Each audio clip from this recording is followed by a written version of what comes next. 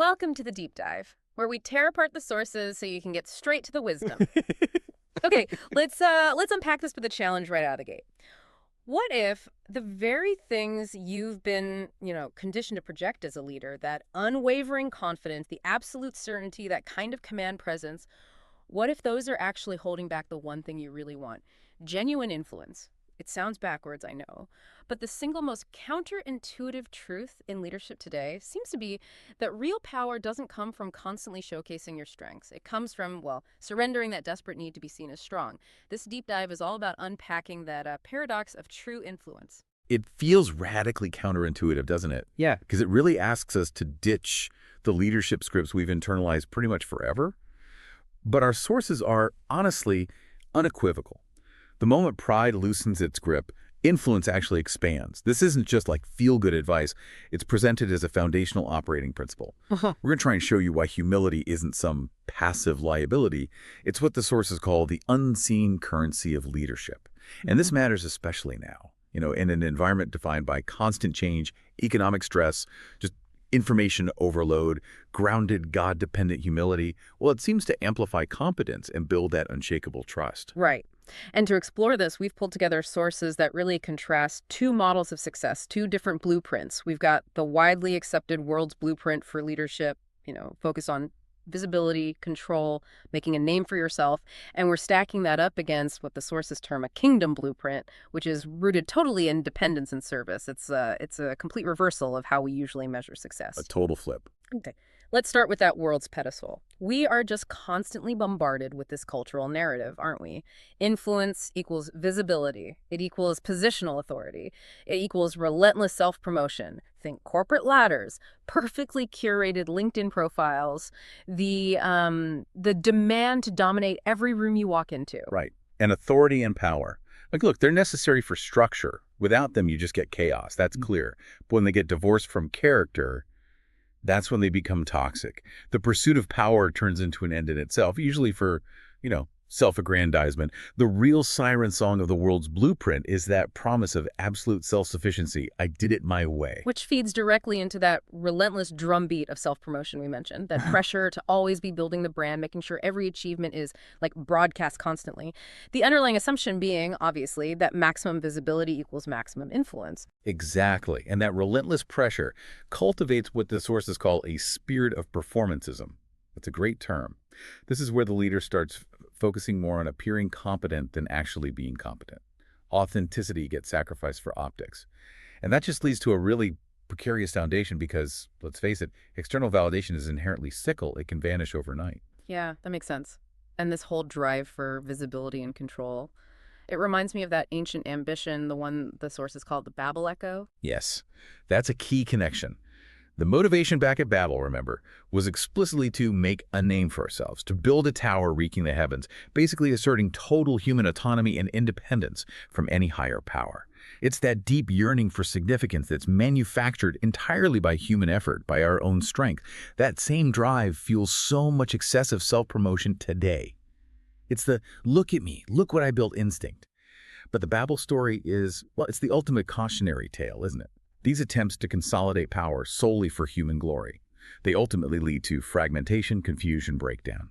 Today, that looks like organizational silos, toxic competition between teams, leaders constantly anxious about protecting their image, and ultimately, mission failure. Things fall apart. So the fundamental error here is thinking we can build something truly lasting entirely on our own terms, totally autonomous, fully self-sufficient. If we recognize that the cost of that kind of autonomy is actually fragility, how do we make the pivot? What does this radical reversal look like in practice? Well, the summary shift is essentially this. People ultimately follow trust and depth, not dominance or those fragile external metrics.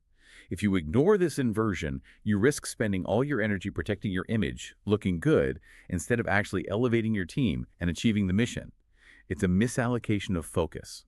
And this brings us directly to these biblical blueprints we mentioned, which operate entirely on this inversion principle.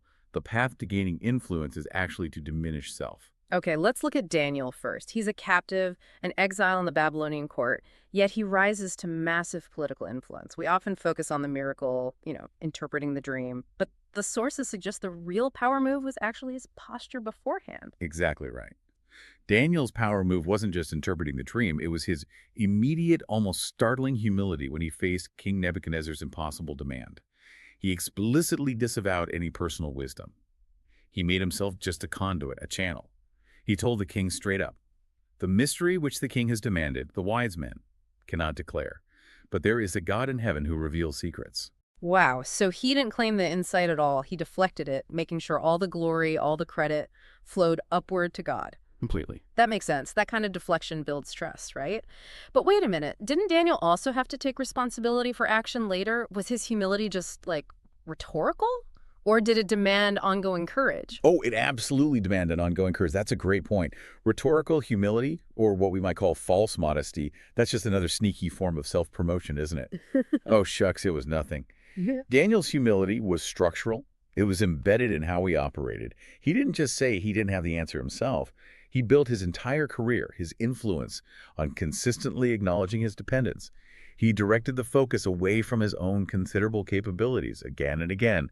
And this very act of being a conduit, paradoxically, gained him more real authority and trust than any fancy title ever could have. Okay, that clarifies it. And then you have the ultimate example, Christ, who gave us the single most radical redefinition of greatness in history. Right. And the focus here really has to be on that moment of the foot washing in John 13. It's profound. Jesus performed the absolute lowest servant's task. Mm-hmm. And the text makes it clear. He did this fully aware that the Father had put all things under his power. So this wasn't an act of some tireless guy trying to curry favor. No, this was a conscious, strategic choice by the King of Kings to divest himself of the outward symbols of status.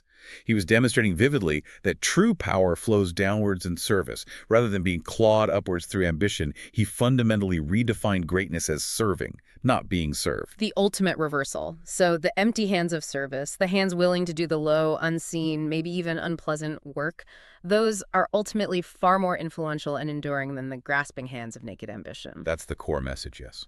Okay, but let's be real. We know what listeners are thinking, especially those leading in really high-stakes competitive environments. They're thinking, okay, this sounds nice, but if I lead with visible humility, won't I just be seen as weak? Or maybe even incompetent? Isn't this just a recipe for getting steamrolled? Yeah, that is absolutely the most persistent misconception, and we really have to dismantle it. Humility gets confused all the time with self-deprecation or just sheer passivity. Neither of those is the biblical blueprint. Self-deprecation, putting yourself down constantly, that's usually rooted in insecurity, right? An unhealthy diminishing of your own worth. True humility is the opposite. It's presented as a healthy, accurate, God-centered self-assessment. It's not about denying your gifts or talents. It's about accurately acknowledging their divine source. And crucially, we have to dismantle this idea that humility means being passive or a doormat. No way. It's actually an active, even aggressive posture in many ways. Think about it. It takes far more strength, more genuine courage to stand up and say, I was wrong. That failure, that's mine to own, than it does to deflect blame onto the market, the economy, or the team. Okay, I definitely hear the strength in owning mistakes. But many listeners operate in cultures where perceived weakness really is exploited. Can the sources give us a metric or maybe a line? Where does humility cross over into a kind of professional vulnerability that's just, well, too risky? That's a fair question. The distinction seems to lie in conviction. Humility, when it's anchored in deep conviction, in truths bigger than yourself, provides incredible moral clarity and resilience. You become less vulnerable to the shifting opinions of others because your core identity, your mission, is rooted in something much greater than your current job title or quarterly results. This strength allows you to admit mistakes without fearing a loss of self because your worth isn't tied to being infallible. It gives you the courage to seek input, apologize genuinely, even speak truth to power when necessary because your integrity isn't up for negotiation. Okay, anchoring in conviction makes sense. And circling back to competence. Does dependence on God mean we just stop trying to be skilled, stop learning, stop striving for excellence? Or is this really about accessing a deeper kind of purpose and conviction that helps us withstand, say, volatile market pressures? It's definitely the latter. Dependence on God is framed as a profound partnership. It absolutely doesn't mean forsaking effort or intellectual rigor or skill development. Not at all. It means pursuing excellence and reliance on his wisdom and his power. This is what unlocks genuine, you could say, supernatural empowerment. It's that knowledge that you can access something beyond your own limited resources, like Philippians 4:13 hints at, I can do all things through Christ who strengthens me. It means your effort gets multiplied because it's coupled with an integrity and a perspective that enhances competence far beyond what mere human striving alone could ever achieve. So the result of this whole inversion principle then is actually magnetic. Humble leaders, the ones operating from this place, they build unshakable trust. And they create an environment where other people feel safe enough to actually contribute their best work, to challenge ideas, to innovate, and ultimately to grow themselves. Precisely, it fosters psychological safety, which we know is crucial for high-performing teams. So if we accept that interdependence, not rugged individualism, is the key to sustainable success, we really have to strategically move past that destructive lone genius myth. It's so pervasive. A truly humble leader understands and actually strategically embraces interdependence. They recognize that model we see in 1 Corinthians 12, the body of Christ model. The collective, when it's empowered and working together, is always greater than the sum of its individual parts. No single person has all the answers or all the gifts. And this means delegating, not just, offloading boring tasks, but truly entrusting responsibility and authority to others. When a leader is willing to be vulnerable enough, humble enough to say, I need your help on this, or you know more about this than I do, it signals profound trust to the team. And that builds shared ownership. It creates that essential virtuous cycle of reciprocity and mutual respect. Okay, so how do we practically integrate this unseen currency of humility into the daily grind? Because theory is one thing, practice is another. We need some actionable steps for you, the learner. First, the sources suggest practicing daily reflection. Simple, but powerful. At the end of the day, ask yourself this audit question. Where did I elevate myself today? And where did I consciously rely on God or others? This kind of reflection really helps keep pride in check, and it starts revealing your default patterns of self-reliance versus God-reliance or team reliance. That's foundational.